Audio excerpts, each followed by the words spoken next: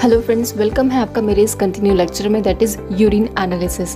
Previous lecture में हमने chemical examination of urine को कवर किया था। आज के लेक्चर में हम माइक्रोस्कोपिक एग्जामिनेशन ऑफ यूरिन को कवर करेंगे। देखिए, यूरिन में कुछ माइक्रोस्कोपिक एलिमेंट्स प्रेजेंट होते हैं जिनको हम अपनी नेकेड आई से नहीं देख सकते हैं। सो उन एलिमेंट्स को विजुअलाइज करने के लिए हमें माइक्रोस्कोप की ज़रूरत पड़ती है। यूरिन में जो माइक्रोस्कोपिक एलिमेंट्स प्रेजेंट होते हैं उनको हमने 2 टाइप्स में क्लासिफाई किया है। फर्स्ट है ऑर्गेनाइज्ड एलिमेंट्स, जिसमें red blood cells, white blood cells, epithelial cells, cast and bacteria आते हैं। सेकंड है unorganised elements and they are crystals and amorphous material. For a microscopic examination of urine, a midstream freshly voided early morning sample is the best specimen because it's provide acidic environment। और early morning sample देने की वजह से जो urine का sample होता है वो कॉन्सेंट्रेटेड होता है, जिसकी वजह से यूरिन में जो भी एलिमेंट्स, जो सेल्स प्रेजेंट है वो प्रिजर्व रहते हैं। और एक और इम्पॉर्टेंट चीज़ कि यूरिन का सैंपल कलेक्ट होने के विदिन 2 आवर्स में लैब में प्रोसेस हो जाना चाहिए।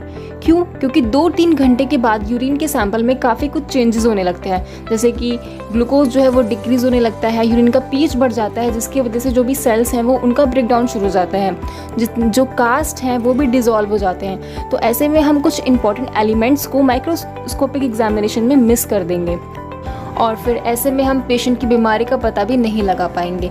सो सैंपल कलेक्ट होने के विदिन 2 आवर्स में हमें यूरिन को प्रोसेस कर देना है।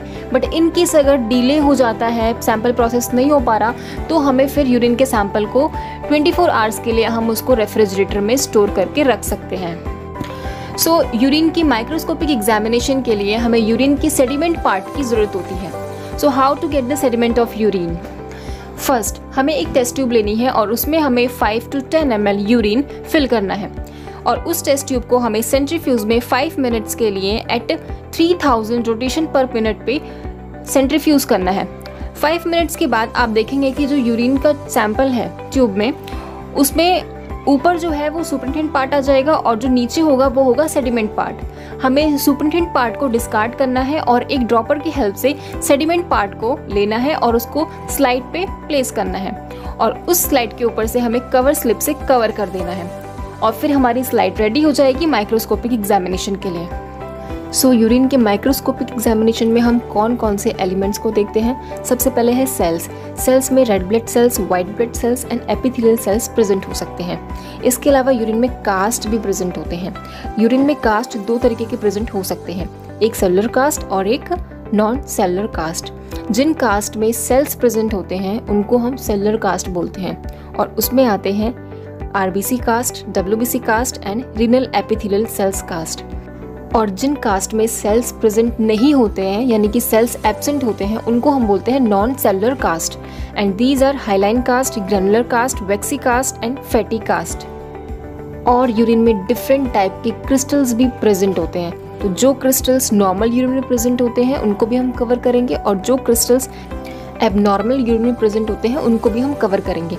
इसके अलावा जो क्रिस्टल्स अल्कलाइन यूरिन में प्रेजेंट होते हैं उनको भी हमें कवर करना है और जो क्रिस्टल्स एसिडिक यूरिन में प्रेजेंट होते हैं उनको भी हम कवर करेंगे।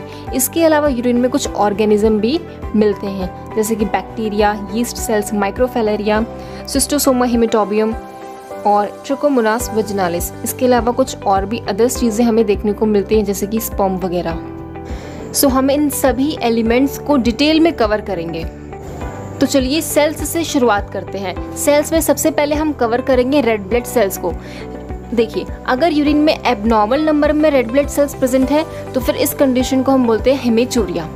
हेमेचूरिया भी मैंने आपको प्रीवियस लेक्चर में बताया था कि ये 2 टाइप्स के होते हैं, एक होता है माइक्रोस्कोपिक हेमेचूरिया और एक होता है ग्रॉस हेमेचूरिया। ग्रॉस हेमेचूरिया में जो यूरिन का कलर होता है वो पिंकिश और रेडिश कलर का होता है, क्योंकि उसमें बहुत ज़्यादा अमाउंट में रेड ब्लड सेल्स प्रेजेंट होते हैं।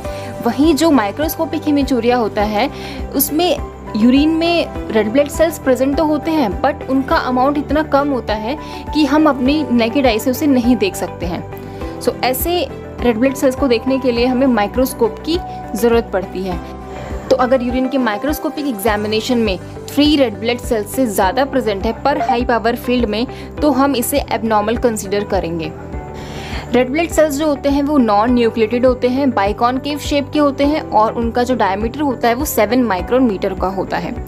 जो यूरिन डाइल्यूट फॉर्म में होते हैं यानी कि हाइपोटोनिक यूरिन में रेड ब्लड सेल्स जो होते हैं वो स्वेल अप हो जाते हैं, और जो कंसनट्रेटेड यूरिन होता है यानी कि हाइपरटोनिक यूरिन में रेड ब्लड सेल्स क्रिनेट फॉर्म में हो जाते हैं। वैसे नॉर्मली यूरिन में रेड ब्लड सेल्स एब्सेंट होने चाहिए, प्रेजेंट नहीं होने चाहिए, बट इन केस अगर यूरिन में रेड ब्लड सेल्स प्रेजेंट है एबनॉर्मल नंबर में तो फिर इसको एबनॉर्मल कंसिडर किया जाता है। कुछ फिजियोलॉजिकल कंडीशंस होती हैं जिसमें रेड ब्लड सेल्स प्रेजेंट होते हैं, जैसे कि अगर फीमेल्स में मेंस्ट्रुअल ब्लीडिंग होती है तो उस केसेस में भी यूरिन में रेड ब्लड सेल्स आने लग जाते हैं, जो कि इतना इंपॉर्टेंट नहीं होता है। बट वो कौन कौन से मेन कॉजेज हैं जिसकी वजह से रेड ब्लड सेल्स यूरिन में आने लगते हैं। फर्स्ट, अगर किसी की यूरिनरी ट्रैक्ट में स्टोन है या फिर अगर किसी के ब्लैडर में स्टोन है या फिर ब्लैडर में इन्फेक्शन हो रखा है, और अगर किसी के प्रोस्टेट में इन्फेक्शन है या फिर एक्यूट ट्यूबुलर नेक्रोसिस की कंडीशन में, और अगर किसी को ड्रग्स की वजह से टॉक्सिक रिएक्शन हो गया है, तो ऐसी कंडीशंस में यूरिन में ब्लड जो है आना शुरू हो जाता है। ओके, तो नेक्स्ट लेक्चर में भी हम यूरिन के माइक्रोस्कोपिक एग्जामिनेशन को कंटिन्यू करेंगे। अगर आपको मेरी ये वीडियो पसंद आती है तो प्लीज़ लाइक करिए, सब्सक्राइब करिए और अपने फ्रेंड्स के साथ भी शेयर करिए। Thank you.